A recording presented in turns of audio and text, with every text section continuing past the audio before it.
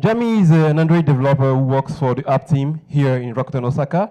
He has so far helped to create the Rakuten Dining and Raku apps.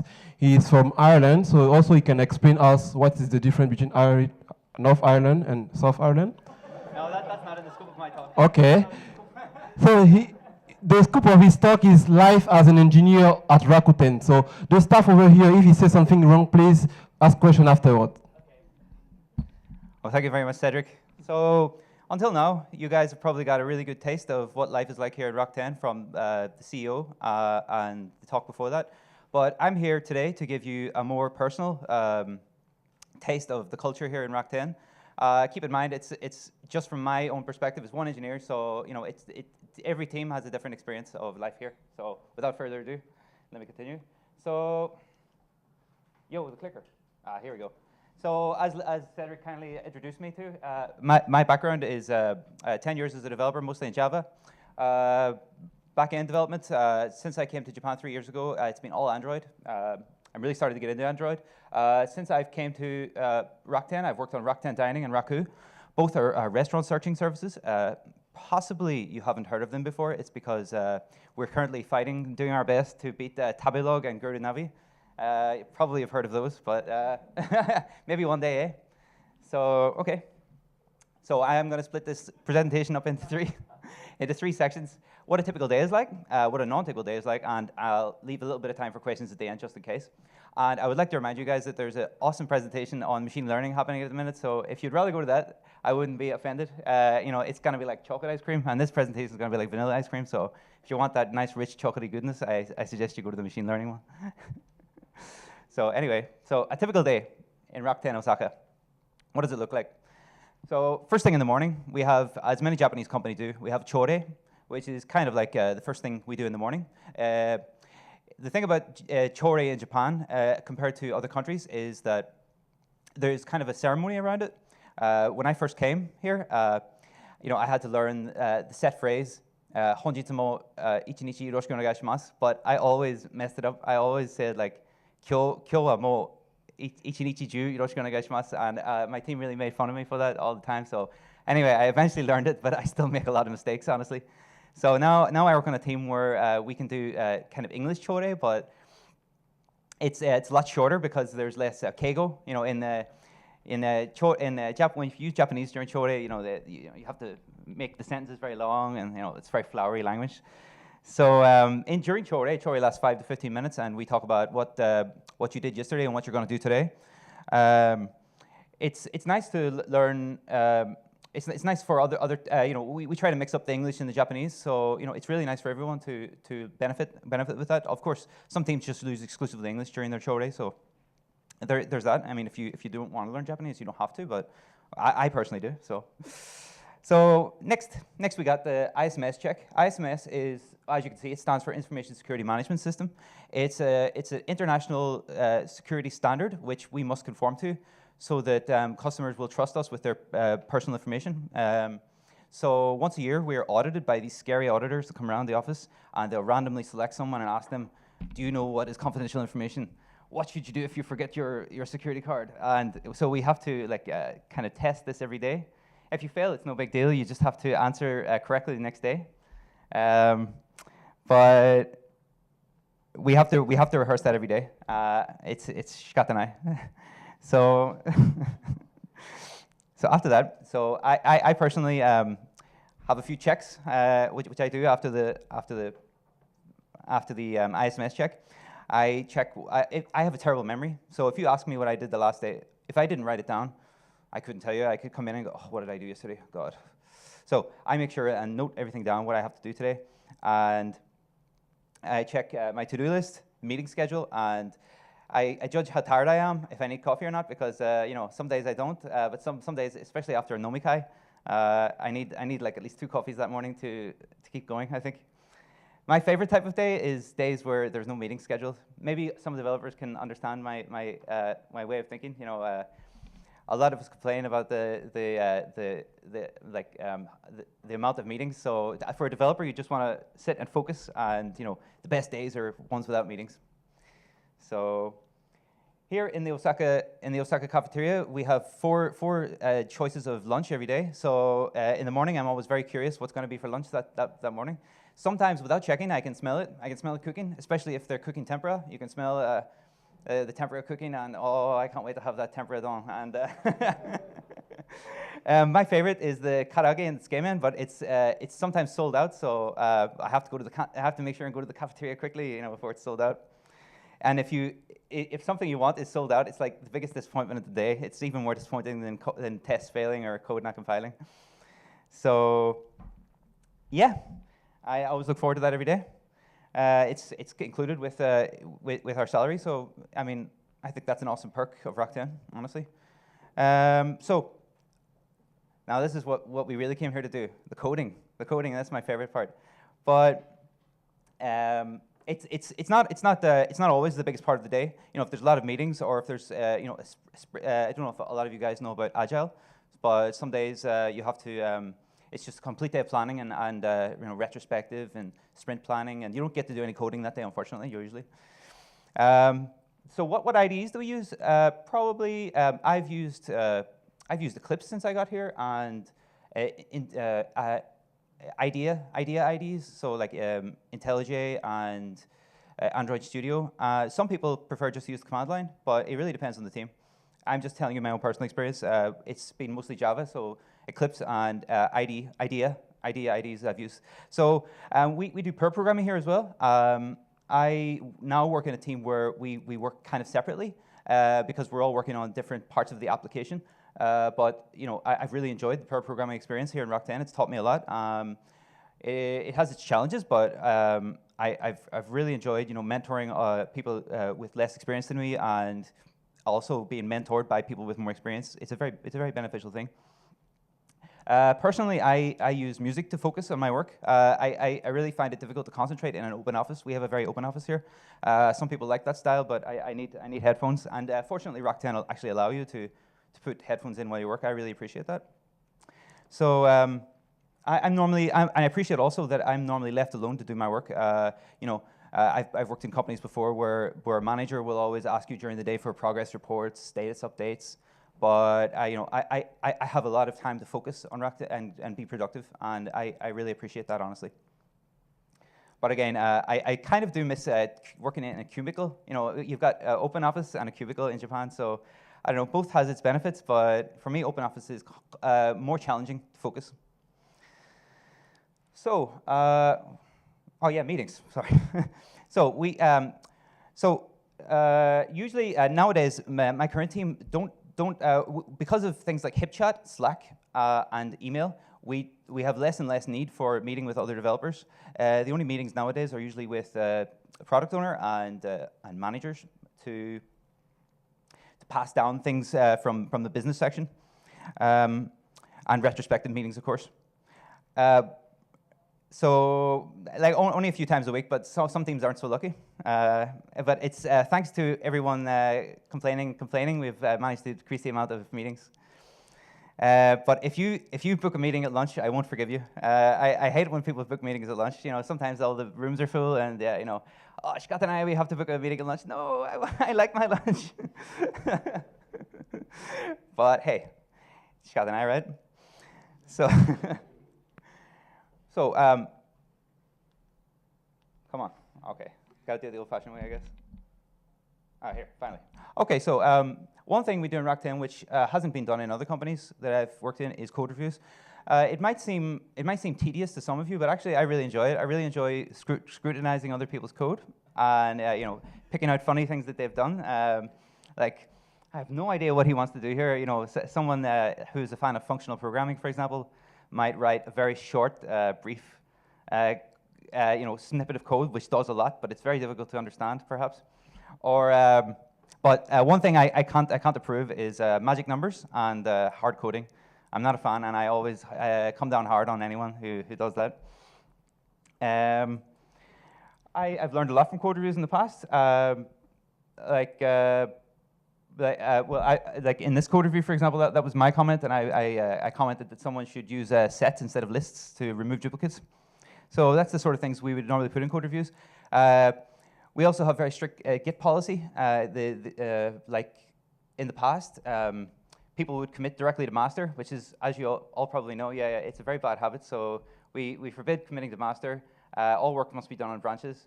You cannot delete a release branch because that's a really that's a really big faux pas. And you must tag releases. It's very convenient to tag releases because you can revert back to that stage in time very easily. So let's see. It's very slow, actually, to move to the next slide. Even though it's a brand new Mac. Yeah, Cedric, come on, take a look at this, man. It's not moving on. I blame Microsoft. Yeah, look, the timer stopped and everything. Oh, here we go. Finally. Sorry. Is it okay? Yeah, it's okay. It's okay.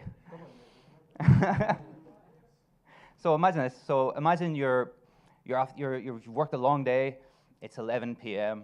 and you just got out of the shower, and the work phone is on the desk because I always got to bring it home for in case there's trouble, and the dreaded light is blinking to say that there's a notification, and I lift up the phone, look at it, and go to the, oh no, please no. Oh, there's a server error. Yeah, I didn't see anything, did you? So no, in all seriousness, it sometimes happens that, especially with younger services that are less mature, we might have a serious error, and no matter what time of night, a lot of us have laptops at home that we must log into the servers, and if they're Java application servers, normally it just needs a restart, but many times it's an outage which has affected many teams. A shared service has went down, for example, like a login service. In which case, the Tokyo team, So how we found out about the server trouble is usually by a Splunk, or HipChat, or email, or customers giving 1-star reviews. That's the worst case. Normally, the results of such incidents are reported during weekly meetings and also during weekly reports. So as I mentioned before, my memory is really bad. So if I don't write what I write down before I go home every day, I would definitely make a big to-do list of what I must do the next day. But one thing I don't do enough is commit my code before I go home, because I'm a perfectionist, and I don't like to commit code in a imperfect state. So yeah, that's one habit I gotta fix, because sometimes it's happened that I've lost that code from not committing it. So I only write down, honestly, enough to not worry about what I have to do the next day, because it really comes in handy in the next day's show day. Because when I didn't have this habit of writing down a to-do list, I would get asked what I was going to do, and I would completely forget.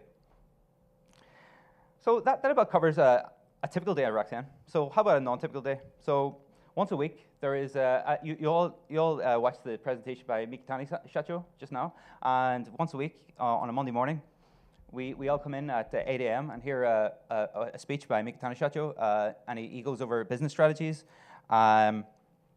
And there's often guest speakers. My favorite, there's lots of different types of Asukai because they have to cover lots of different topics. You find out where the company is headed. There's never any mystery about what's happening, which I really appreciate. Actually, there's a lot of visibility. Unfortunately, you have to get up early that day, but you can go home early as well. After Asukai, we clean up our desks, and we discuss any hilarious mistakes which was made during Asukai, like spelling mistakes or something. That's always entertaining. Yeah. So once a month, we would have in the Osaka branch here, right where I'm standing, we have what's called a tech shimikai, and all of the members of the tech team here in Osaka will gather together, and someone will volunteer to have a technical talk or lightning talk. We also talk about the projects which we also talk about the projects that every team has done over the past month, and we vote on which team has the most impressive presentation. And honestly, my team has lost every time. We've came last, and even if I create the presentation or present, we always come last place. So I hope we can win someday. But hey, if you win, your team gets a bunch of candy, and that's kind of a nice bonus. That's kind of a nice motivation. So Also in the Tech Shimakais, the new graduates and the people who start the company must give self-introductions. Yeah. So once a week, you got to send a weekly report to the kind of higher levels of management. And I actually enjoy reading. So you don't see there's 200 developers working here in Rakuten Osaka. So you don't often get a chance to speak to everyone. So often the weekly report is the only time you have a chance to find out a little bit about people's life. You know, they can say, you know, where they're going that weekend or what they're working on. And because of that, I really enjoy weekly reports.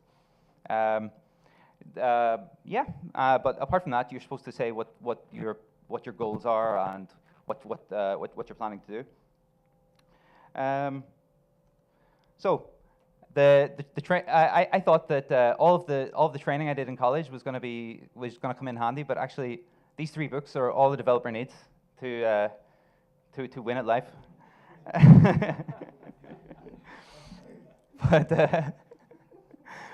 But in all seriousness, we do have access to a wealth of information. We have all developers have access to Safari Books, which is Oliver O'Reilly's library. And I've learned a lot from that. I've started to study Xcode and Kotlin thanks to the access I've got to Safari Books. We're often invited to attend conferences, local conferences here in Osaka, or in Tokyo. I went to a conference, a Google I/O conference, and also we can be sent even overseas. Like some of the developers luckily got last year to go to the one in San Francisco. So I mean, they don't spare any expenses to send us to conferences, and I really appreciate that.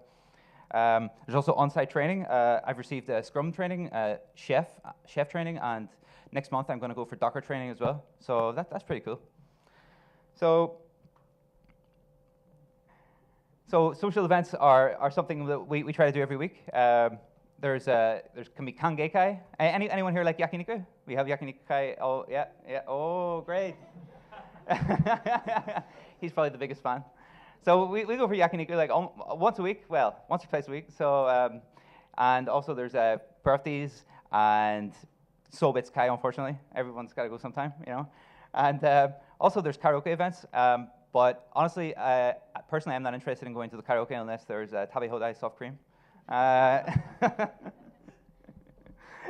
But unfortunately, in Umeda, there's like very lack of places which have tabe hodai soft cream. Oh well. So that concludes my presentation, guys. So I'm free to take any questions. I was right on time, actually, 20 minutes. Awesome. So if you guys have any questions, feel free to hit me up.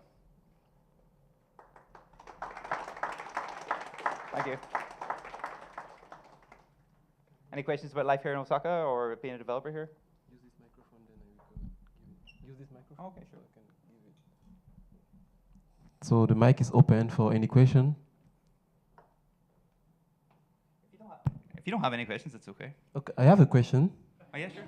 Okay, so according to you, life in your team is very beautiful. So I wonder, what will you, if I propose you to change team, what would you ask me? What can be a plus for you in another team? I mean, if you want to move, what can drag you to another team, for example? That's a very good question, actually. Probably, I would want more. Let's see, more agile process. Actually, my team is very waterfall now. We went back to the waterfall process because you know, it's taking like 3 months for a release. That's just not acceptable. Some other teams have like 1 month between release cycles, even less. If you're really agile, you can do it in, you know, even every 2 weeks. At the end of every sprint, you should be able to make a release. But because our product is still young, it's still heavily scrutinized. You know, many QA checks must occur before our product is approved. So maybe it's Shogunai, maybe. But you know, I would appreciate going back to agile. Actually, I miss it because you know, seeing your product being used by users and getting feedback is very important. If you wait a long time and then you don't find out if the product is good or not, it's going to be very disappointing. You know, you put all your faith in one release and it blows up. It's very bad. So, yeah. Thank you. Another question, please. Anyone else? I guess there's a lot of developers here, so maybe everyone's heard all this before. You know, it's like it's second nature to everyone, right? Yeah. Actually, he shows something very important about what the books, the 3 books that the developer should read. Yeah. I highly recommend those 3 books. Yeah, are you sure you not have any question from this? Did you? How much are you committed to those books? I could read you off the contents of those books. Yeah, I know them off by heart. Yeah. I wonder how many ways do exist from copy paste from Stack Overflow. Do you have many ways? Yeah, different You can ways. use hotkey. You can use right click. Okay. You can drag and drop. Oh. Yeah. Or you can even, if you're really techy, you can like parse the page. Okay. And just grab out that snippet. Yeah. Guess developers here. How do you copy paste from Stack Overflow? Do you right click? Are you one of those like primitive right clickers, or do you have hotkeys? Do you have hotkeys? Put it straight into the IDE.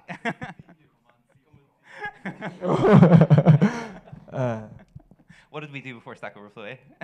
Oh yeah, I mean when Stack Overflow goes down, sometimes. Java Ranch. Yeah. Java Ranch. Yeah. The dark days. So any question? Also, you can share your experience for maybe life in the difference between what you're experiencing in your own I know a lot of you are not developers, but the developers here, I mean, at least you can compare. I hope you could compare a little, your own everyday life as a developer to a development life here. I mean, I know that there's positives and negatives. For example, one of the things I didn't cover is we don't actually have. I don't know if this is a Japanese thing, but we don't actually have a break room.